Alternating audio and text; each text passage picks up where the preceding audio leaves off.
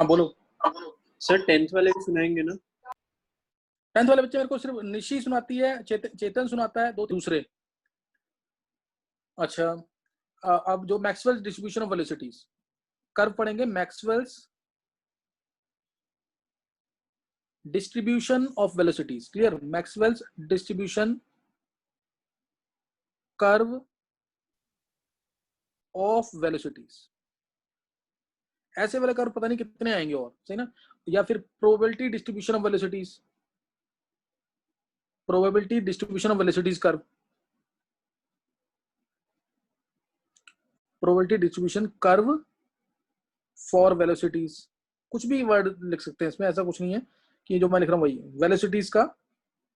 या फिर graphical distribution, graphical distribution, और बेटर वर्ड यूज करें तो statistical distribution of velocities, statistical distribution of velocities या ग्राफिकल डिस्ट्रीब्यूशन ऑफ वेलोसिटीज, तो कुछ भी बोल सकते हैं इसके अंदर। कर्व समझेंगे इसका, देखते हैं कि कौन इसके आंसर कर पाएगा बीच बीच में। देखो ये कर्व यहां से स्टार्ट किया, एग्जैक्टली ये ऐसे गया कर्व, ये कर्व ऐसे गया, सही ना? अब तुम्हें ये देखना है कि इस पॉइंट पे, अब मेरे को ना वाई एक्सिस और एक्स एक्सिस, सबकी गलती कहां होती है, वाई एक्सिस पे क्या आएगा कि एक्स एक्सिस पे क्या आएगा, और मैं तुम्हें वही नहीं बताऊंगा, वो तुम कर्व को समझ के बताओगे। अभी ना इतने फ्रैक्शन ऑफ मॉलिक्यूल्स हैं सिर्फ जिनकी वेलोसिटी बहुत कम है, इतने ही, ये क्या है, फ्रैक्शन ऑफ मॉलिक्यूल्स जिनकी वेलोसिटी बहुत कम है, और इधर गए तो वेलोसिटी बढ़ रही है। जो वेलोसिटी कम वाले मॉलिक्यूल्स थे, जिनकी वेलोसिटी कम थी, इधर वेलोसिटी क्या बहुत कम है, ऐसे जा रहे हैं तो वेलोसिटी क्या हो रही है, बढ़ रही है, वेलोसिटी बढ़ रही है, वेलोसिटी बढ़ गई। ये हमारा टी टेम्परेचर पे कर्व है, टी टेम्परेचर पे, टी केल्विन कह लो, टी केल्विन पे कर्व है हमारा ये। और इधर क्या है, मैक्सिमम फ्रैक्शन ऑफ मॉलिक्यूल्स है, इधर क्या है, maximum fraction of molecules, maximum fraction था इधर, इधर इसके अराउंड, यहां पे कुछ समझे कि नहीं?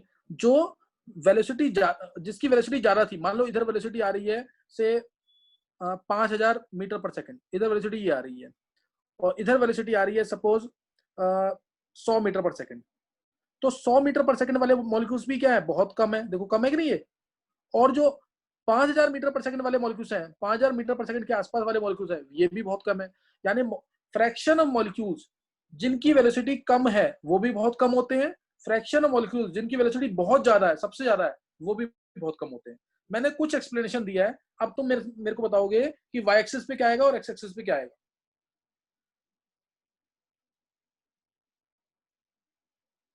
कौन बताएगा ये, 10th वाला कोई बच्चा जो मेरे को बता दे कि वाई एक्सिस पे क्या आएगा और एक्स एक्सिस पे क्या आएगा।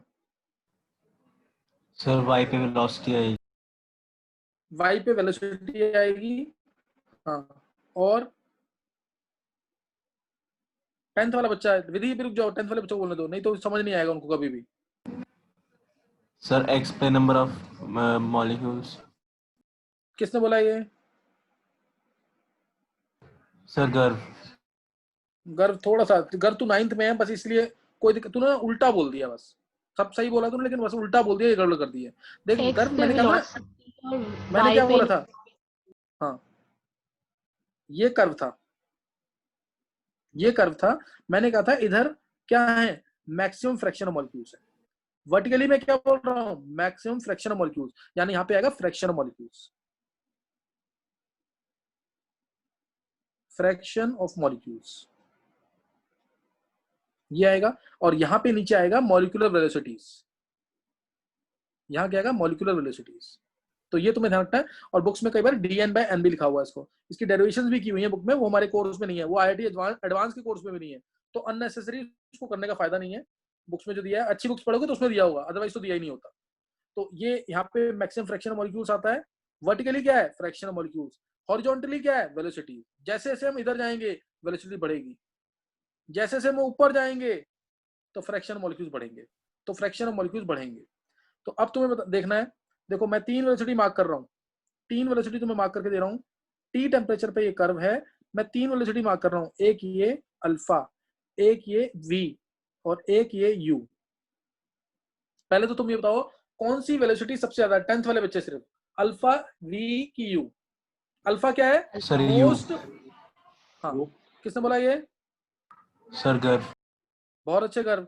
ये ध्यान रखना, ये बहुत कॉमन मिस्टेक है, हर कोई देखता है कि ऊपर हाइट पे ये है तो ये सबसे ज्यादा होगी। ये वेलोसिटी नहीं है, ये फ्रैक्शन ऑफ मॉलिक्यूल्स है, इसलिए this is the velocity which is possessed by maximum fraction of the molecules. मैंने बोला था ना 100 में से 70 की वेलोसिटी ये वाली है, 100 में से 70 की वेलोसिटी ये वाली है, तो वो मैक्सिमम फ्रैक्शन ऑफ मॉलिक्यूल्स से ये। तो ये v है, ये u है, और ये अल्फा। अल्फा अल्फा क्या है? अल्फा क्या था? Fraction of molecules, velocity possessed by maximum fraction of the molecule, velocity which is possessed by maximum fraction of the molecules। सही ना? जैसे 100 में से 70 मॉलिक्यूल की वेलोसिटी ये इस तरीके से, और ये लेकिन है सबसे कम। अभी मैंने पीछे बताया था अल्फा सबसे कम वाली वेलोसिटी है। Alpha is to v is to u क्या था? 1:1.128 is to 1.224। Alpha is the most probable velocity, v average velocity, u RMS velocity। Alpha is to v is to u, सही ना? तो ये ध्यान रखना इसके अंदर, u जो है सबसे ज्यादा है, वो प्रूफ भी हो रहा है। देखो यहाँ पे आ रहा है ना, ये अगर x है तो ये 1.12x है, 128x है, और ये 1.224x है, तो u सबसे ज्यादा है। और t टेम्परेचर पे कर्व है ये किस टेम्परेचर पे? t टेम्परेचर पे कर्व है। अब बताएंगे, मान लो मैं एक कर्व और बना रहा हूँ T2 टेम्परेचर पे, ये कर्व मैं दूसरा बना रहा हूँ T2 टेम्परेचर पे, ये बना दिया T2 टेम्परेचर कर्व। अब तुम बताओगे इसमें कि T2 टेम्परेचर कर्व बनाया मैंने, तो ये T1 टेम्परेचर था, ये T2 टेम्परेचर, बताओ T1 जा रहा है कि T2 जा रहा है? T1 जा रहा है कि T2 जा रहा है?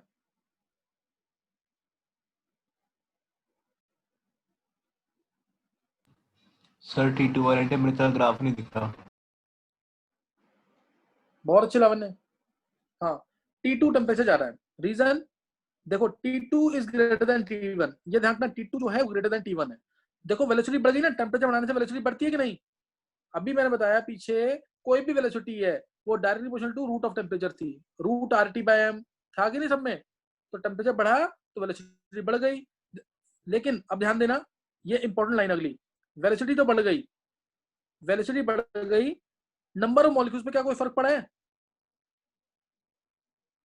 पहले अगर मान लो 100 मॉलिक्यूल्स से, तो मॉलिक्यूल्स तो अब भी 100 ही है ना, लेकिन फ्रैक्शन उसका कम हो गया। चेक करो एक बार, फ्रैक्शन कम हो गया कि नहीं? पहले इतने मॉलिक्यूल्स थे, 70 मॉलिक्यूल्स थे, अब 70 के क्या रह गए? 60 रह गए। मॉलिक्यूल कम हो गए कि नहीं?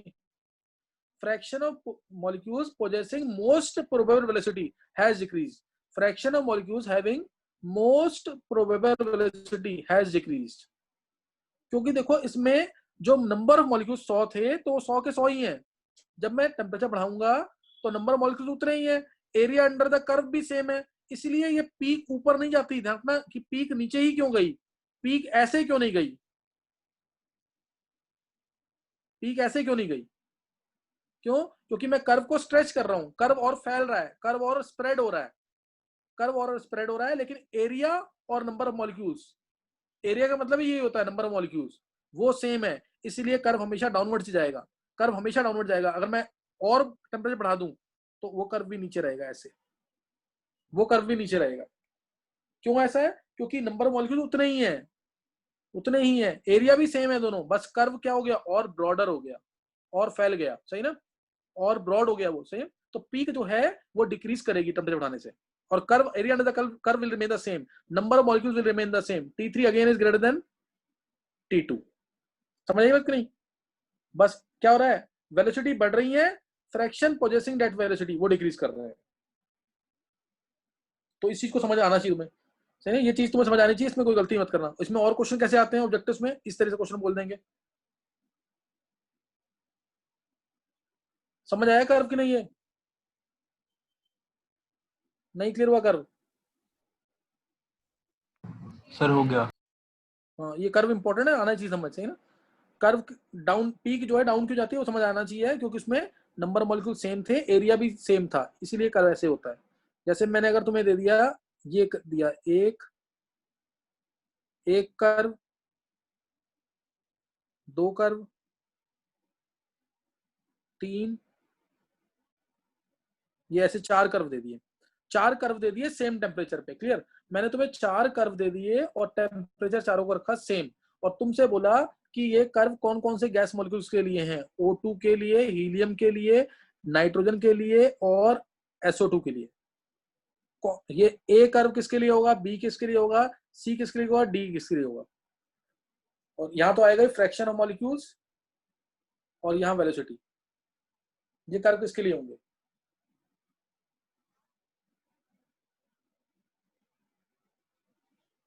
एट कांस्टेंट टेम्परेचर ये कर्व किसके लिए होंगे।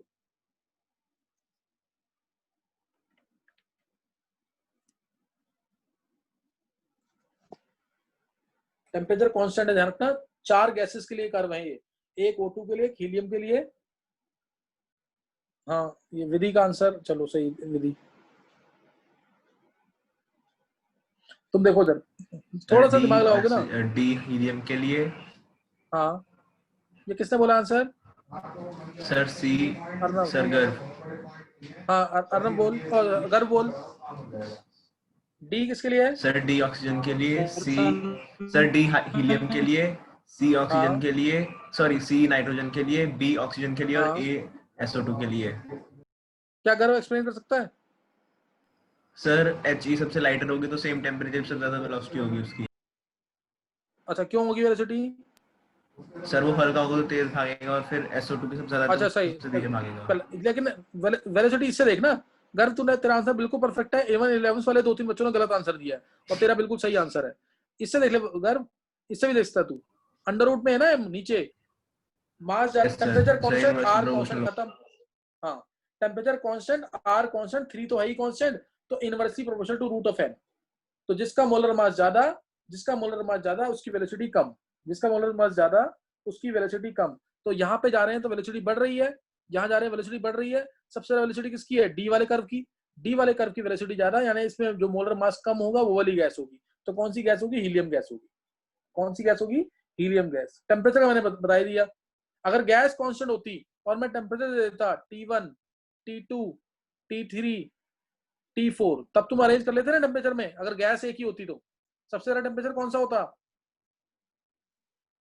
T4 sir T4। हाँ, गैस सेम है तो T4 ज्यादा।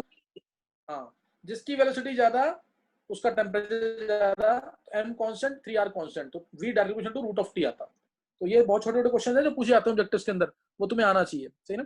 तो ये हमने यहाँ पे Maxwell's distribution curve for velocities पढ़ लिया, मैक्सवेल डिस्ट्रीब्यूशन ऑफ वेलोसिटीज, ये हमने खत्म किया। नेक्स्ट हम स्टडी करेंगे अब जो है मोस्ट इंपॉर्टेंट, किसी को जरूरत होगी तो कर सकते हो, नहीं तो ऐसा नहीं है कि इसको करना ही करना है। लेकिन हाँ ये है कि जिसको एडवांस की तैयारी करनी है, नीट में अच्छी रैंक लेके आनी है, ऐसा सोचते हो तो फिर तुम्हें ये आना चाहिए जो मैंने लिखा, kinetic gas equation. Clear, kinetic gas equation PV equal to 1/3 mnu², PV equal to 1/3 mnu², इसका प्रूफ।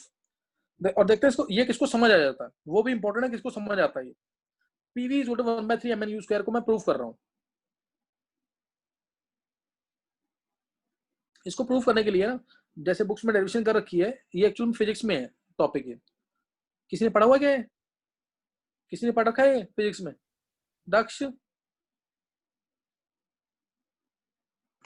लक्ष्य, श्रेया, यस सर पढ़ा था। ये पढ़ रखा है प्रूफ इसका, यस सर। अच्छा कर रखा है, चलो चलो एक बार प्रूफ फिर भी देख लेंगे एक बार। ये देखो, जैसे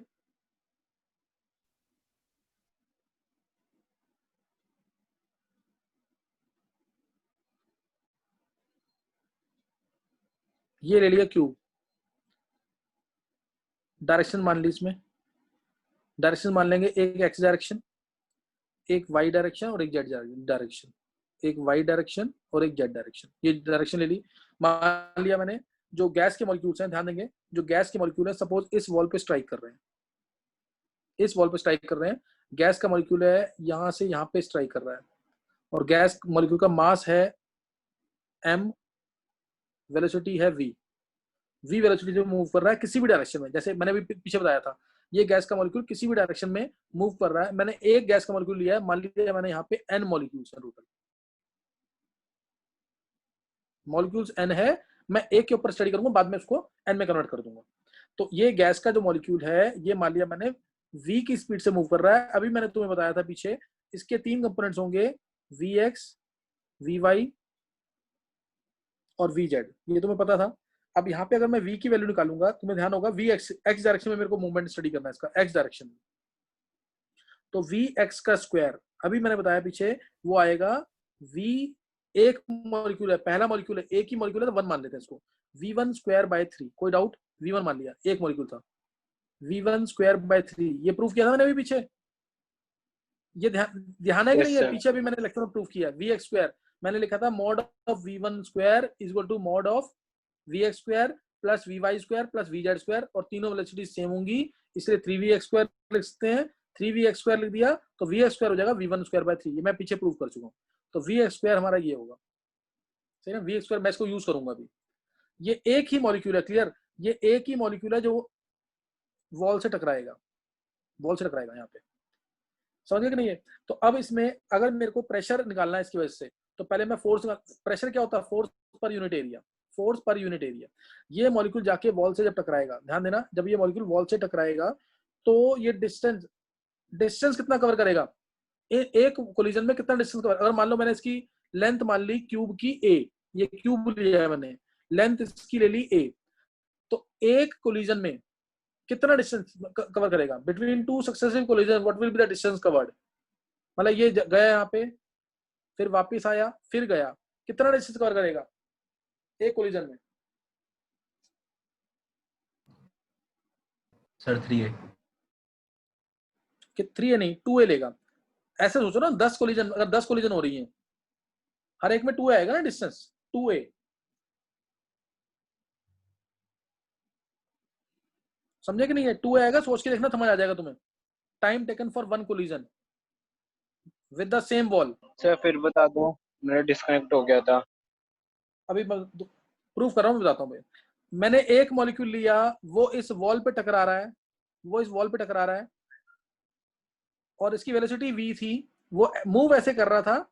मैंने इसके 3 कंपोनेंट निकाले, x डायरेक्शन में इसकी क्या वेलोसिटी होगी वो मैंने निकाल लिया, vx square will be equal to v1 square by 3, ये मैंने तुम्हें बता दिया। अब मेरे force exerted on this wall, force exerted by this molecule, force f लिख रहा हूं मैं, फोर्स एक्सर्टेड बाय मॉलिक्यूल 1, जो एक ही मॉलिक्यूल लिया मैंने, by molecule 1, this will be equal to change in momentum per unit change in time. किसी को कोई डाउट? चेंज को डिनोट करते हैं डेल्टा से, change in momentum per unit change in time. Force exerted will be equal to change in momentum per unit change in time. किसी को कोई डाउट है तो पूछ सकते हो। अभी बताया पीछे मैंने, force exerted bye molecule 1, change in momentum by change in time. अब चेंज इन मोमेंटम क्या होगा? मॉलिक्यूल 1 है, ये वेलोसिटी v से जा रहा है x डायरेक्शन में, x डायरेक्शन में vx की वेलोसिटी से जा रहा है, तो चेंज इन मोमेंटम क्या होगा? mvx से गया ये, mvx से गया ये वॉल, ये रही, इस वॉल पे ये मॉलिक्यूल 1 गया mvx से, वापस आया माइनस mvx से, तो चेंज इन मोमेंटम कितना हो जाएगा? 2mvx। Change, 2mvx। हाँ चेंज, अभी बताया पीछे मैंने ये बहुत अच्छे Nishi, change in momentum delta p will be 2mvx, 2mvx, ये होगा चेंज इन मोमेंटम। इसको एक्सप्लेन करने की जरूरत नहीं है, दोनों में final momentum minus initial momentum करेंगे तो उससे आ जाएगा हमारा चेंज इन मोमेंटम 2mvx, ये आ गया। और चेंज इन टाइम, एक कोलिजन के लिए टाइम कितना लगा? Delta T, what will be the value of delta T? Delta T होगा, देखते हैं किसको समझ आता है ये, time, delta T is time taken for one collision, time taken for one collision 2a by में vx, डिस्टेंस अपॉन में स्पीड। एक कोलिजन करने के लिए उसको डबल डिस्टेंस ट्रेवल करना है, जाएगा फिर वापस आएगा, जहां पे अपनी इनिशियल पोजीशन पे वापस आएगा तब एक कोलिजन मानेंगे, गया वापस आया, तो 2a डिस्टेंस इसने ट्रेवल किया, और vx वेलोसिटी है इसकी x डायरेक्शन में, vx वेलोसिटी है इसकी x डायरेक्शन में, जिसको करूंगा v1 की फॉर्म, मॉलिक्यूल 1 के लिए v को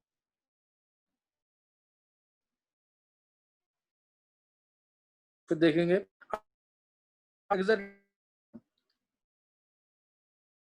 F1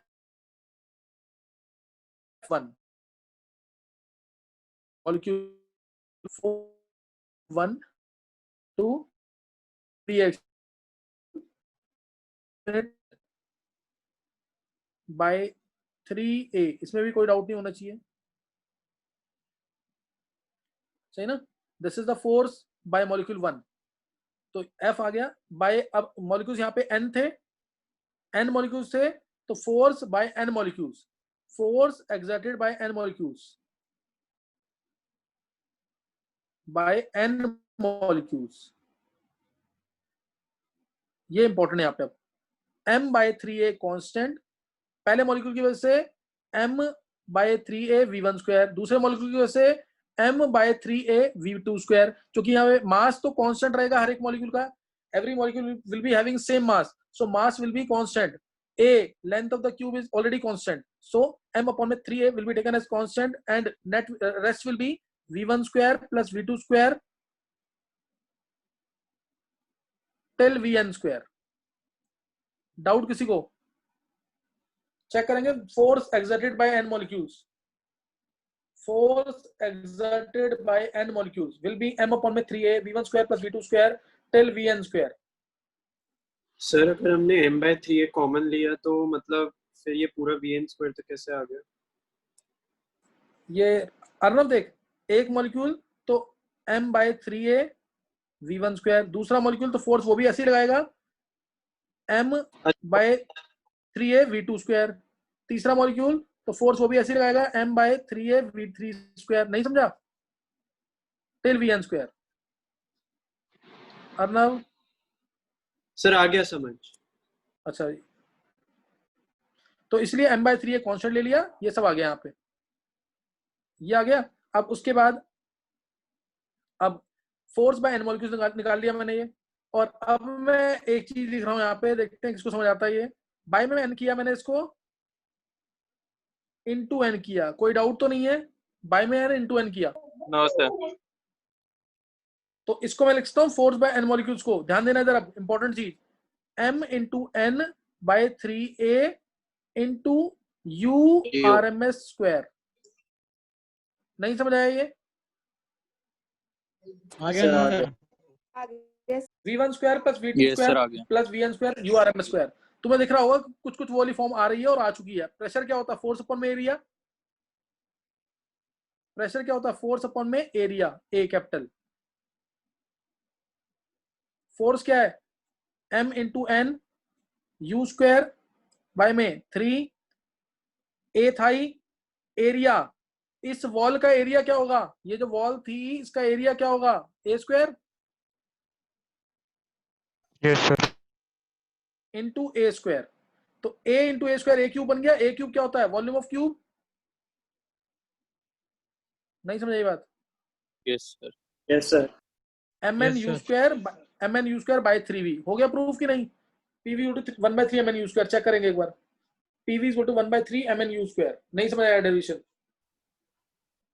आ गया sir.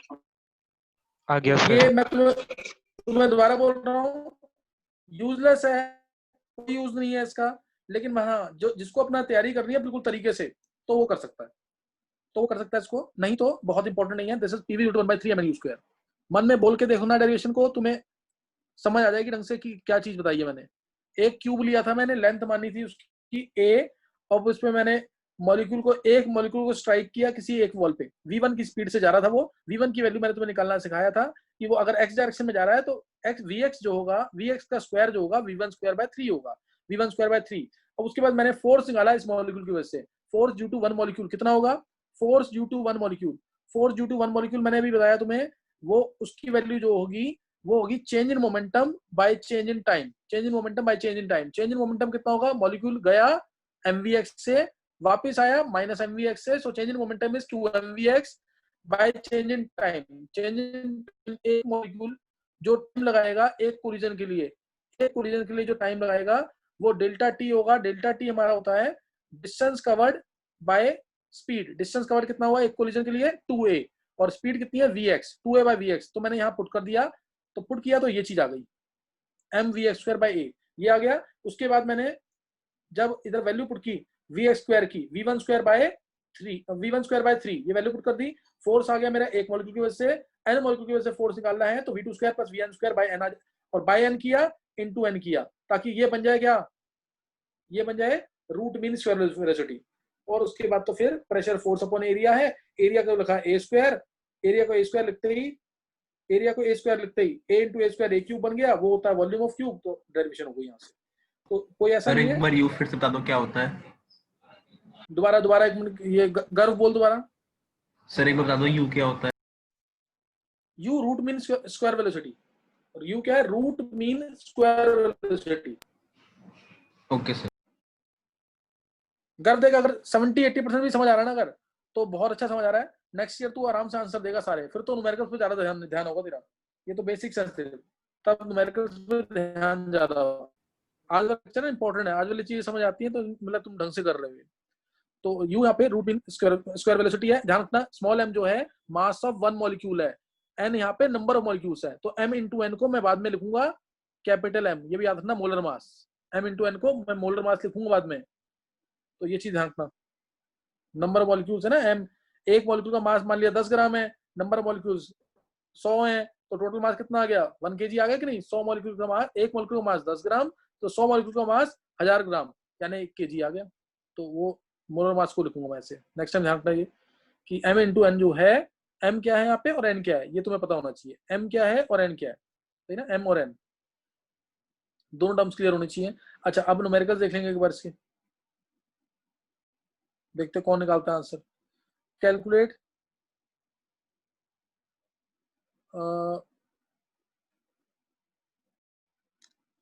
RMS velocity of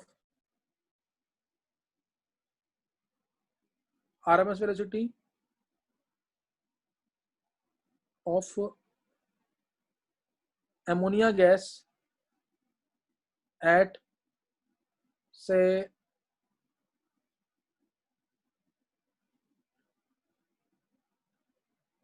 340 Kelvin, at 340 Kelvin. Also calculate V average and alpha MP. निकाल लोगे नहीं फॉर्मूला बेस्ड न्यूमेरिकल?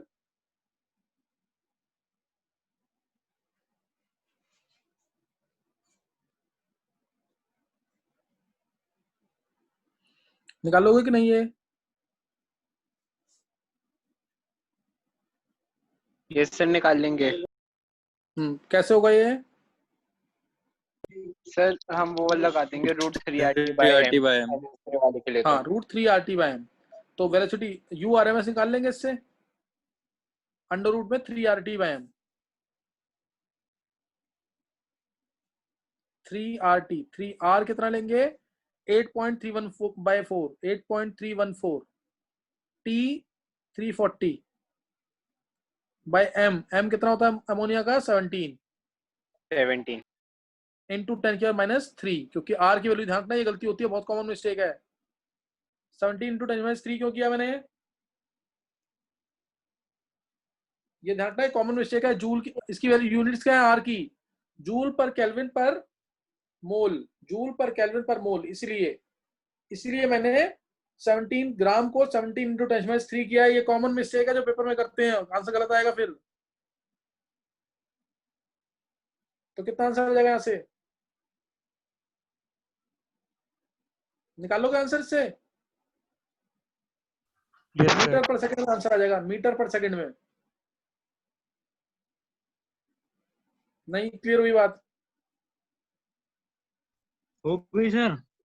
हाँ, मीटर पर सेकंड में आंसर आ जाएगा। और ऐसे ही वी एवरेज और वो दूसरा निकाल लोगे ना, मोस्ट प्रोबेबल वेलोसिटी, वो भी निकाल लोगे उससे। सर 48840। कितना आया? 48840। 48840, इतना ज्यादा आ रहा है। रूट ले लिया उसका?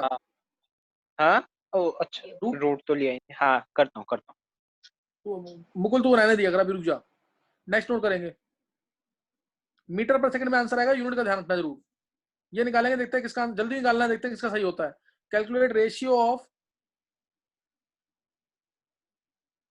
Of average velocities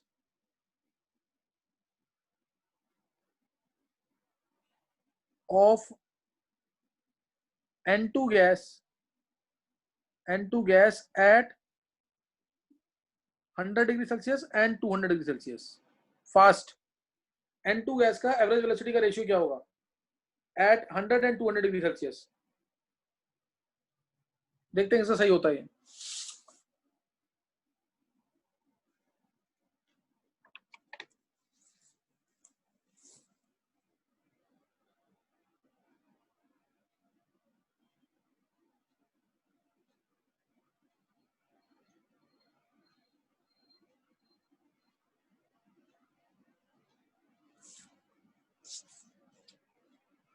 one by root two कितना आया? 1/√2 किसने निकाला ये? 1/√2। मुकुल ना? बिल्कुल। चलो और किसी ने निकाला आंसर? Yes sir. सम्यक का 0.78। और किसने निकाला है 10th वाले बच्चों में से? सर 1/2 आ रहा है। 1/2। चलो अर्नब ने 1/2 निकाला है। और कोई?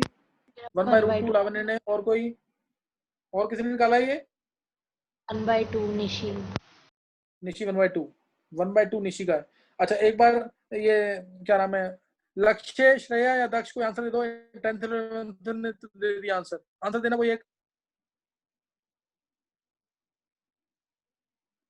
सर इसमें केल्विन में निकालेंगे ना टेम्परेचर को। आंसर श्रेया आंसर बोलो, तुम ये समझाओगे क्या अभी? सर √373/473। बिल्कुल सही है। तो तुम हाँ आंसर क्या आएगा? ये सर ये है मेरा प्रथम। ये तुम लोग सब नालायक हो बिल्कुल एकदम। 10th वाले बच्चे भी 11th वाले भी। मैंने तुम्हें 10 बार सिखा दिया है, ये सबसे कॉमन मिस्टेक होती है सर मेरा हर सेम पेपर में। तूने बोला मेरे को सर, मैं बोल रहा था हर चीज में जब आपने पूछ लिया। प्रथम जब तेरा गलत होता है तो तू हमेशा बोलता है, जब तेरा सही होता है तो तू बोलता नहीं है। सही बोलेगा तो कॉन्फिडेंस बढ़ेगा तेरा। बोला कर तू कर। मैं तेरा कॉन्फिडेंस कभी लूज नहीं करना चाहता, लेकिन तेरे को आंसर जब तेरा सही होता तो बोला करना। तब √373/√473 आंसर आएगा। 3RT/m होता है। 3R/m कैंसिल और √373 ऋतिका। देखो बोलते नहीं हो तुम लोग। बोलोगे नहीं तो फिर नहीं सीख पाओगे बिल्कुल। किसका? तब मैं तूने तो बोला था मेरा 1/2 ही आया। मैंने नहीं बोला था सर, वो किसी और ने बोला था, मैंने नहीं बोला। चलो किसी और ने बोला होगा, कुछ नहीं होता। चलो ये आंसर आएगा। इसमें गलती मत करना दोबारा। मैं क्वेश्चन सिर्फ इसलिए दे रहा हूं क्योंकि ये कॉमन मिस्टेक पेपर के अंदर into 10 के -3 नहीं लगाया। छोटे छोटे क्वेश्चन आते हैं, यूनिट्स का ध्यान देते हैं बस। इसमें ये कॉमन मिस्टेक है। दूसरा ये कॉमन मिस्टेक कैलून में कन्वर्ट नहीं किया। हर कोई सोचता है 1/2 आ गया आंसर, बस यही आंसर है। तो ये गलतियां नहीं करनी है बिल्कुल पेपर के अंदर, इसीलिए सीख रहे हैं यहाँ पे। सही नहीं, ये वाली गलतियां बिल्कुल नहीं करनी है। अच्छा और सॉल्व करने के बाद सॉल्व तो कर लोगे तुमसे सॉल्व। अच्छा ये सम्यक बोल रहा है।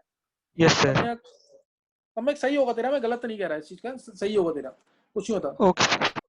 हाँ मेरे को इस फॉर्म में चाहिए था बस ये।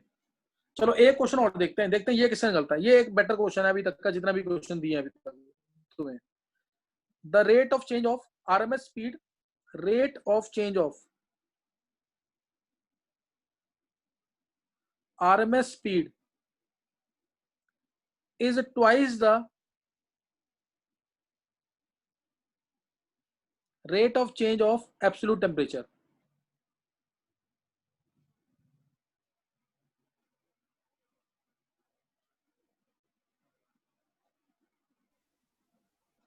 Absolute temperature twice the rate of change of absolute temperature. तो तुम्हें निकालना है RMS स्पीड क्या होगी और नियॉन की।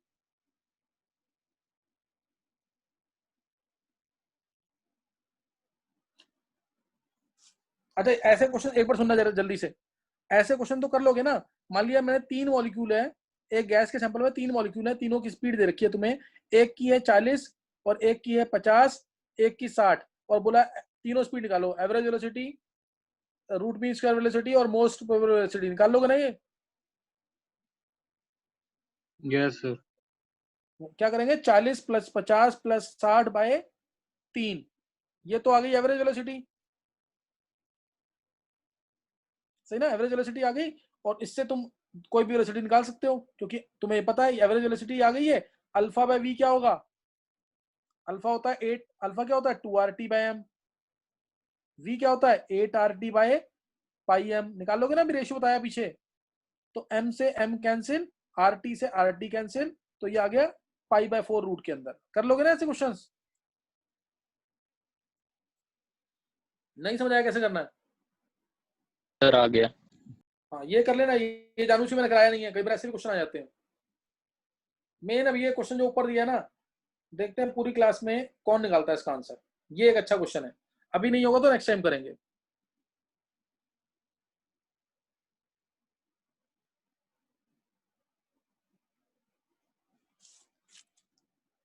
अच्छा एक बार ये क्या नाम है, ऋतिक और ईशांक का होमवर्क कौन चेक करता है? ऋतिक और ईशांक का। शाम का तो हम करते हैं बिंदिया। बिंदिया, ईशांक होमवर्क भेज रहा है कि नहीं? नहीं सर, एक भी बार ही नहीं। एक बार भी नहीं भेजा।